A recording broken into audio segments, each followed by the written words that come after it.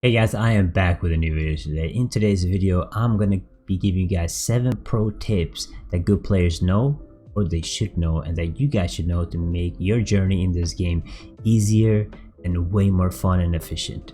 So hopefully these tips, 7 tips, will help you out. So make sure you guys like and subscribe to the channel if you haven't already. Make sure you guys comment. I read every single comment. If you guys do, I will reply. So let's get right into this video. And let's start with the first tip. So the first tip I want to tell everybody is something called Battle Pass. So Battle Pass is in the top right here, and either if you have the free-to-play Battle Pass, which is a Sojourner Battle Pass, or the one that you get for $10, they're both good and they give you rewards over time while you're playing the game. Now, to gain Battle Pass EXP, you need to complete the daily missions and the weekly missions. And the weekly missions, there's one mission that is very important that you guys do know about, and it's complete Leland Deposit Challenge 20 times. Now, why this one is very important is that you do not want to be wasting your resins on Lelines. Lelines, for those who are wondering what they are the circle event out in the world that spawns out in the world. So basically this one, the Leland outcrop, and you have the golden one that looks the exact same like it over here. There's 2 in each area, so 2 in Monster and 2 in Lie. And what is important with them? You need to complete 20 of them every week. That means you need to do 4 a day to be able to make sure that you have done them throughout the week, or 3 a day. And you can do this without wasting any resins. All you have to do is every single day, like you're doing your dailies, you go do them, and then once you complete them, there's a flower that pops up that costs 20 resins and you will get the rewards. You do not want to use those resins for that. You just complete the event and you leave it, and then the chest will stay there for the rest of the day and they won't spawn a new Leline for you. You want to make sure you do the same thing with all of them and finish all of them every single day, and do not collect your reward. They have like a 10-hour respawn rate or something once you complete them until it respawns again. So you want to make sure that you complete it every single day so you don't have to waste resins at the end of the week. I did that last time and it was a big mistake because I had to waste like 60 resins because it costs 20 each. So I had to waste like 60-80 resins just to make sure that my weekly was done. So make sure you guys do them every single day, but do not collect the reward.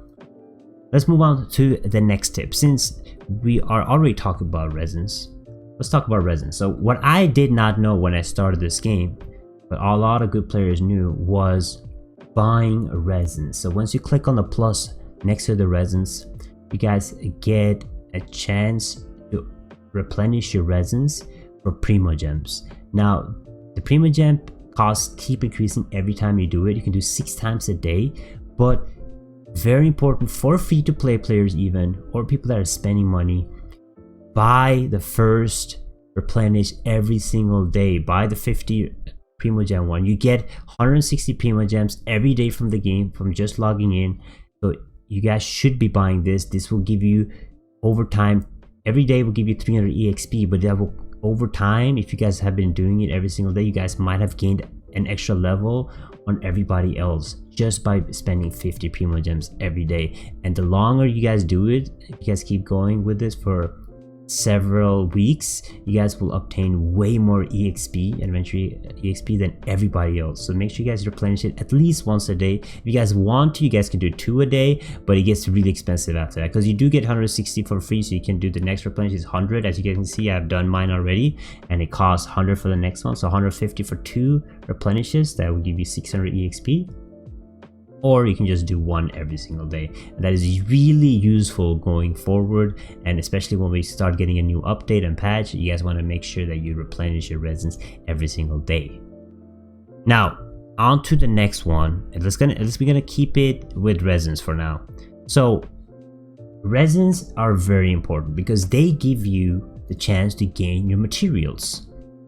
So if you guys click on your character, you guys will see that to either ascend him, you will need, not the main MC of course, but to ascend my character, I will need a material that will drop at Electro Hypothesis that requires resin to actually do. Same goes for my weapon materials.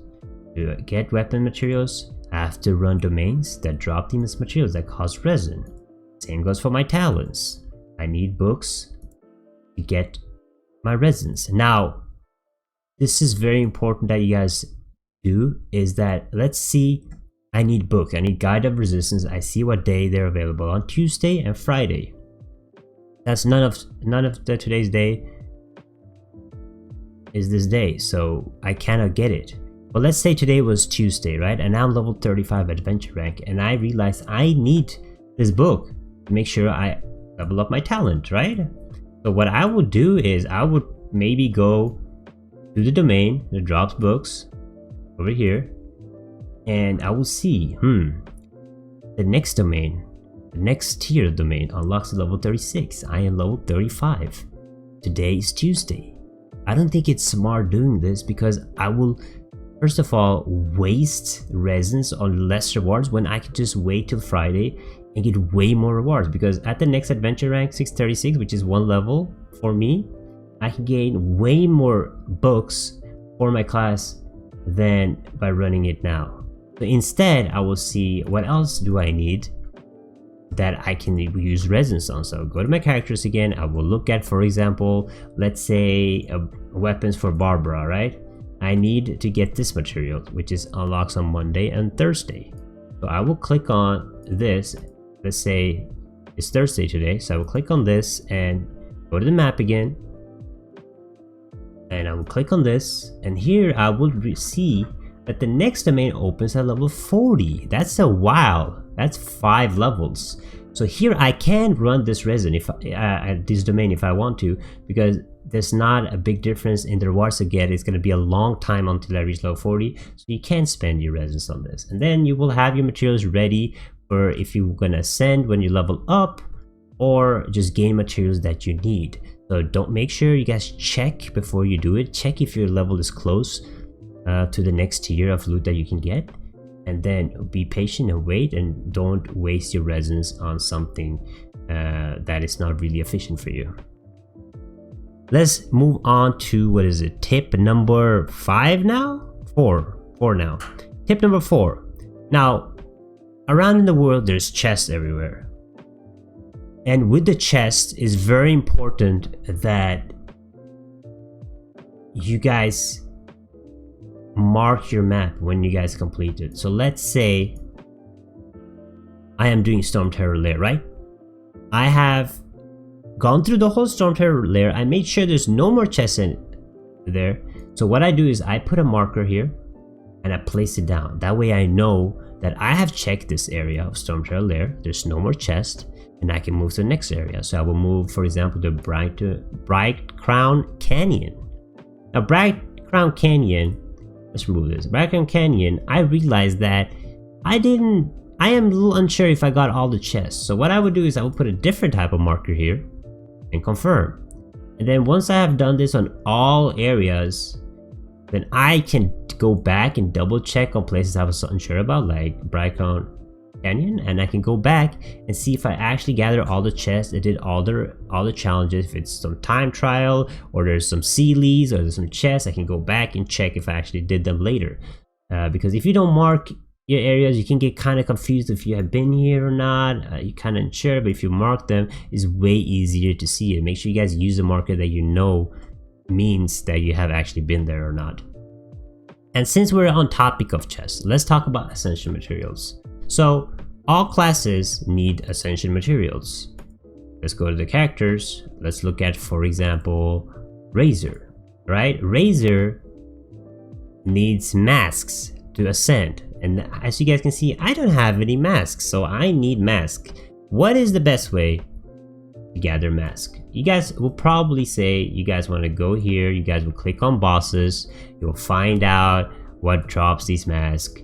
Teal Mita Churls, and you will go navigate, and you guys will go and farm your masks. However, there is a way more efficient way where you guys can kill 2 birds in 1 stone, and that is farm your chest. Every time you farm your chest, you guys will meet monsters on the way, and make sure you slay every single one of those monsters on your way. And why is that? Because you will need these materials in the future. I have not farmed any bosses. I did it one time with the co-op team, and when I did that, I got 100 materials in 1 hour. So if you guys are gonna farm materials, the best way to do it is go to a Discord or something, make sure you find people that needs the same materials as you, and make a 4 team, and you farm hardcore for an hour materials. You just swap between co-op worlds and you just farm monsters and get your materials. But the most efficient way is go around farming your chests, and on the way you will meet monsters which will give you rewards. And every single monster you see, make sure that you slay them, because you will need that material in the future. That pig just didn't want me to kill him, he just died. So that is my 6th tip. Let's go on to the last, no, this was my 5th tip. Let's go to my 6th tip. Now, there is a weekly boss. There's 2 weekly bosses. One is called Storm Terror, which you can only do as solo. One is called the Wolf, Lupus Boreas, the Wolf. They're 2 weekly bosses. Now, if you guys look at the rewards, right, you guys can see that these bosses give you really good rewards. They give you legendary artifacts, they give you prototypes and everything. Now, this is very important when it comes to these bosses, is every time your world level increases, so every time you start increasing your adventure rank by 5, you have a better chance of getting better loot.